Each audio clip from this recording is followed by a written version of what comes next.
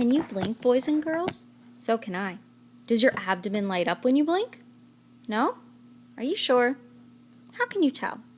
If you're blinking, perhaps you just can't see. Turn to your neighbor and ask him or her to watch your abdomen while you blink. Did it glow? No? Well, I'm not really surprised. If humans were able to produce their own light, they might never have invented the electric light bulb. We fireflies have been around long before electricity or even candles. Our light organs, called lanterns, are located in our transparent or see-through abdomens. When humans first discovered us lighting up their forest, they were amazed by how much light we produced. In ancient China and Japan, people collected us in transparent jars and used us as lanterns to find their way in the dark. They named us fireflies. We are not flies at all, and our light, unlike a fire, is cold.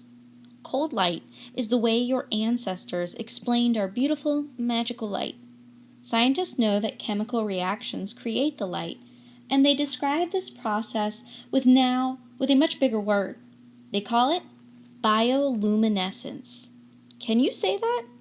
Bio means living, and lumen means light. I think that's a good name for it, don't you? We are living lights.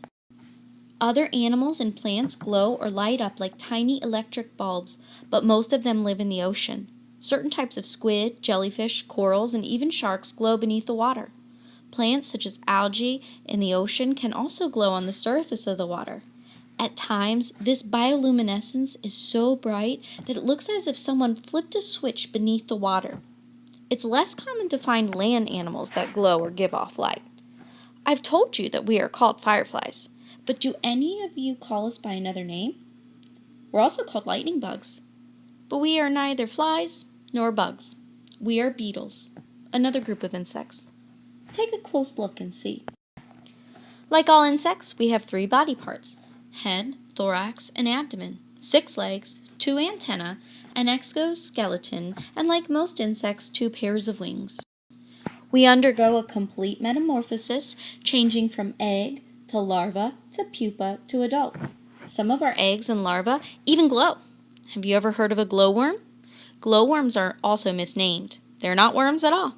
The larvae of fireflies and other insects are often called glowworms because they live on the ground like worms do, and they glow in the dark.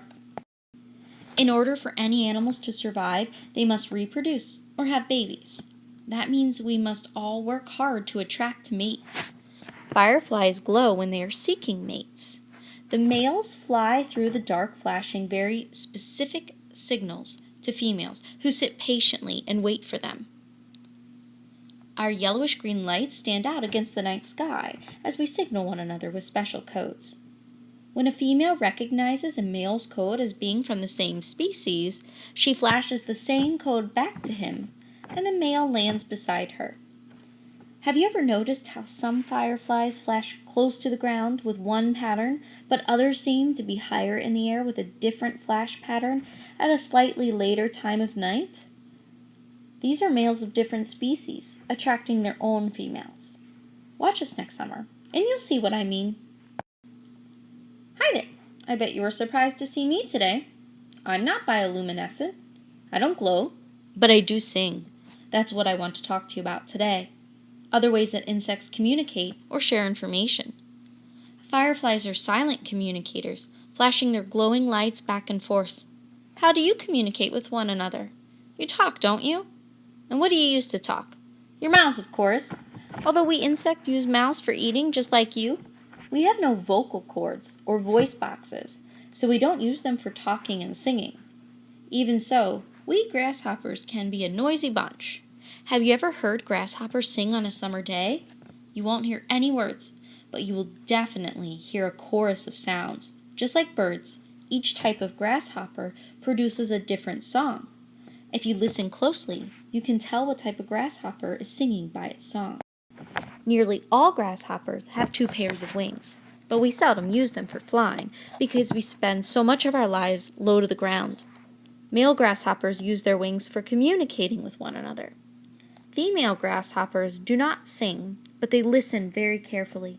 They hear our sounds with tympanum, eardrums, on the sides of their abdomens.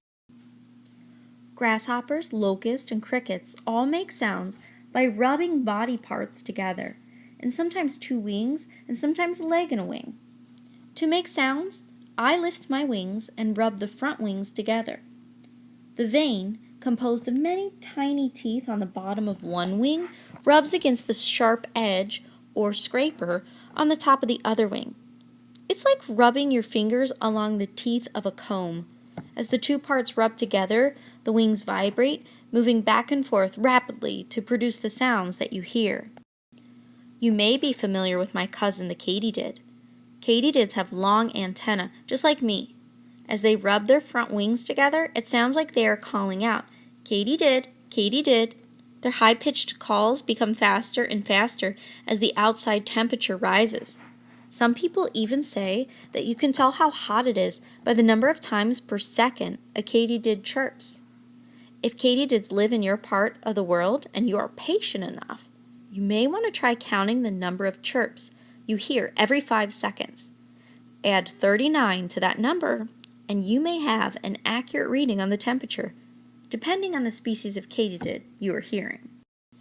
In some Asian countries, in a tradition that has been practiced for thousands of years, male crickets have been kept in cages as singing pets. Do you know where the ears of a cricket are located? You may remember that female grasshoppers hear with special parts on their abdomens, but crickets have ears on their forelegs. Both places must seem a little strange to you, since your ears are on the sides of your head. Before I leave today, I want to introduce you to another singing insect. These insects are often mistaken for grasshoppers and crickets because they look a lot like us. Does anyone remember what this insect is called? This is a cicada. Cicadas are related to aphids, leafhoppers, and spittlebugs. Unlike grasshoppers and crickets, many cicadas have strong wings and are fast flyers. Male cicadas produce incredibly loud songs, but they do not use their legs and wings to make those sounds. Look closely at the abdomen of a cicada.